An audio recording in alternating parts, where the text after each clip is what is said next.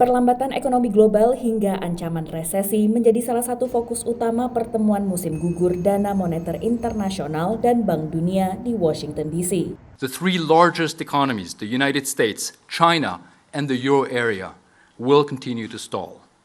In short, the worst is yet to come, and for many people, 2023 will feel like a recession.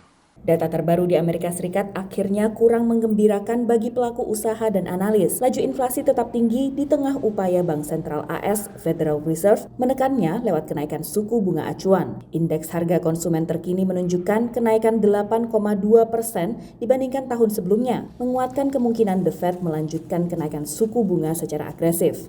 I think it's pretty much a known fact the Fed's going to tighten way above 4% on Fed funds.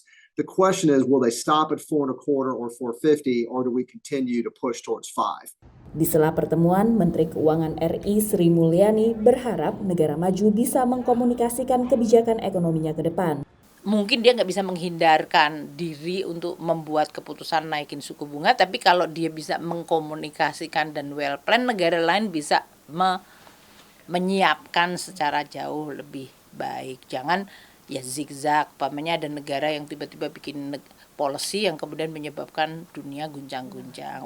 Setelah sebelumnya menaikkan suku bunga secara lebih moderat sejak awal tahun, Bank Sentral AS menaikkan sebesar 75 basis poin dalam 3 pertemuan terakhirnya. Indeks harga konsumen yang baru saja terbit bakal menjadi salah satu acuan bagi The Fed yang baru akan bertemu kembali pada awal November mendatang.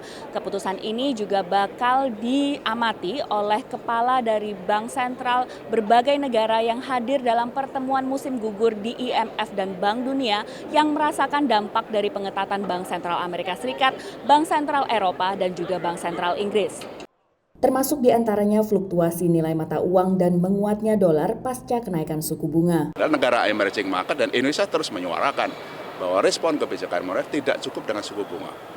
Perlu juga untuk stabilisasi nilai tukar, demikian juga bagaimana untuk stabilisasi di bidang pasar keuangan. Kalau di Amerika, inflasinya yang sangat tinggi dan ekonominya cukup kuat, kenapa sangat agresif menaikkan Fed Fund Rate.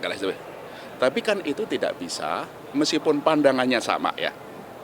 Indonesia yang tentu saja kita inflasinya rendah dan perlu mendorong ekonomi, kenapa ada koordinasi fiskal dan moneter. Kenaikan suku bunga secara signifikan oleh Bank Sentral AS dikhawatirkan pelaku usaha dan pelaku pasar modal di AS bisa memperlambat perekonomian begitu drastis sehingga memicu PHK massal dan resesi.